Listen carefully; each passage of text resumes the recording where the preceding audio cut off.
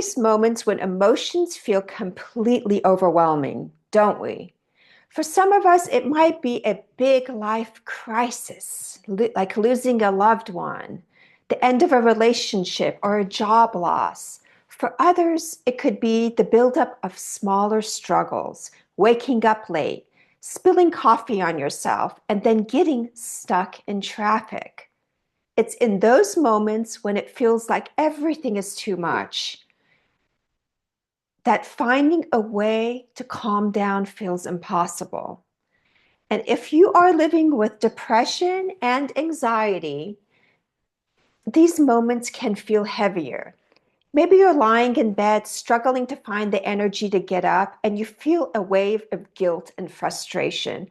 Or maybe you're at work trying to hold it together, but your mind keeps spinning with negative thoughts.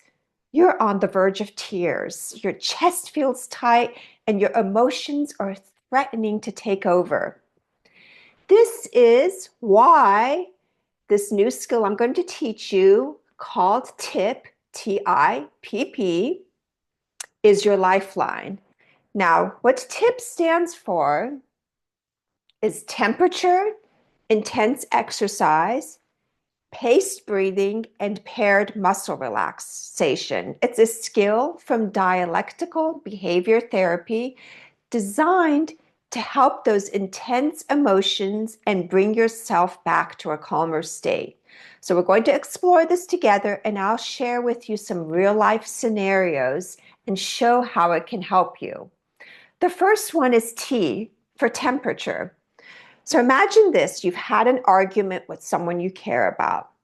Their words cut deep, and now you're replaying everything over and over in your mind. Your heart is racing, your face feels hot, and it feels like you just might explode or collapse. What can you do? What temperature shows is your body has heated up. Heat equals anger, and you cannot resolve anything with anger. You can't make sound decisions, and you cannot handle conflict. So what you need to do is reach for cold water. Splash your face with the cold water to get your body temperature down, or you can hold an ice cube. Hold it on your forehead or even an ice pack on sides of your face, behind your neck. Or if it's cold outside, step outside into cold air. These simple acts can work wonders to bring down that emotional intensity.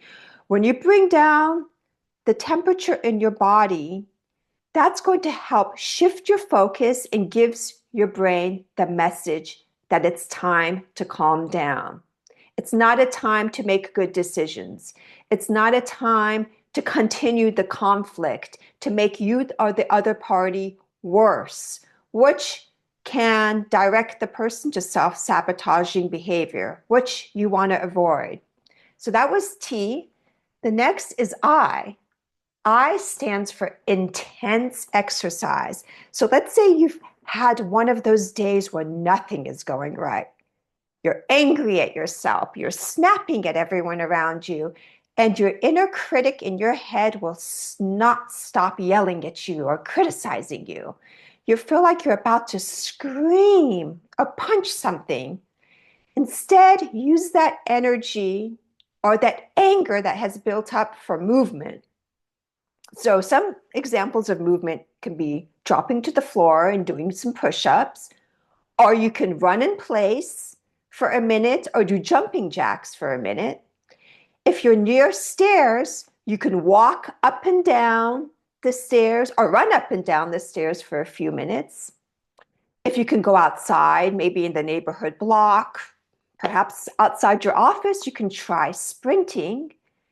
Well, I mean, if that seems kind of odd to you, like, hey, I'm just sprinting outside my office building or in the neighborhood, you can take a brisk walk. That's more reasonable. And so the point of these exercises or these movements, it's not about fitness. Right now, it's about to release the tension that has built up inside you. You want to calm that angered state. So when your body is moving, your brain gets a chance to reset. It's telling itself like, hey, thank you. I need this moment to myself, and I need to kind of get a grip, catch a grip here. This is like getting out of control. So once that happens, those overwhelming emotions start to fade, and then you can come to a solution for that problem that caused you to do this in the first place at another time, because you can finally think soundly and make reasonable decisions. And the next is P, which is paced breathing. So picture this, you're lying in bed, you're staring at the ceiling, and you start worrying about the future. It keeps circling and circling in your mind, making it impossible to sleep. Your breathing is shallow, your chest feels tight, and you can't seem to turn off that noise in your mind.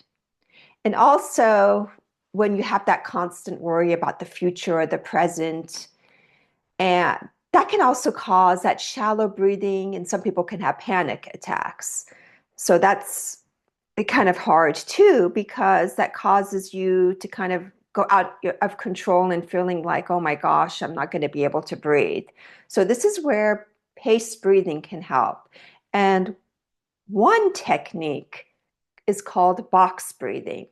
So what's box breathing is you breathe in slowly for a count of 4 seconds. You hold your breath for 4 seconds, and you exhale for 4 seconds. Holding again for 4 seconds, and you continuously do that. And whatever's comfortable for you, try to work up to 5 minutes. So it's like imagining drawing a square with each breath. So as you focus on your breathing, you are allowing your body to relax. Once your body relaxes, your thoughts should slow down and your chest should feel lighter.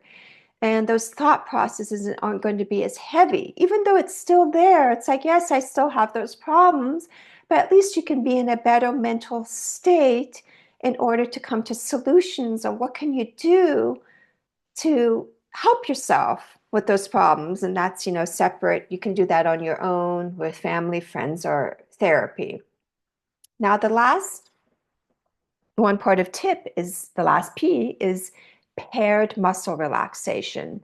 So let's talk about those days when depression feels like it's sitting on your chest. It's making it hard to move or even to take a breath.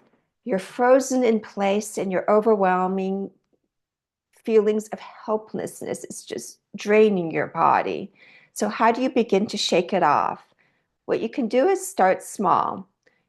Focus on a group of muscles like your hands. Squeeze them into fists as tightly as you can for 5 seconds. Tighten, hold, and release. And you can do that with your shoulders, legs, all over your body. And this simple practice is supposed to relax your body. And when your body relaxes, it's supposed to create a calming ripple effect and to calm down your mind. So the beauty of TIPP is that there's you in those moments where you feel those emotions are unbearable. And so it means that you don't have to solve those problems right away. You just need to survive for that moment. You need survival skills right now. And by using TIPP, TIPP, you give yourself a chance to step back from the emotional storm that you find yourself in and get to a calmer state. And don't forget, it is okay to struggle. Life is hard. And dealing with depression and anxiety can feel like you're carrying this heavy weight every day.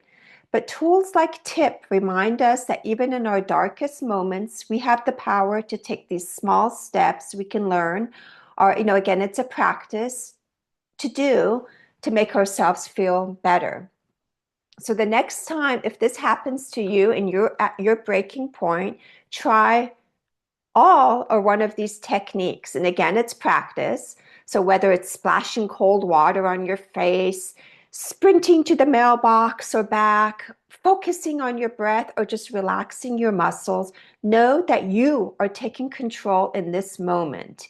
And every time you practice, you're building a stronger foundation for handling life's challenges. So I know you're going to have those tough days, but just take it a moment at a time. You're stronger than you think, and tools like TIPP will remind you. And if you have tried this, please share in the comments how it's helped you. Give inputs to other people also. And I really appreciate your comments. And thank you so much for listening. And don't forget to share this video with other people that it might help. Okay, thanks everyone. Bye.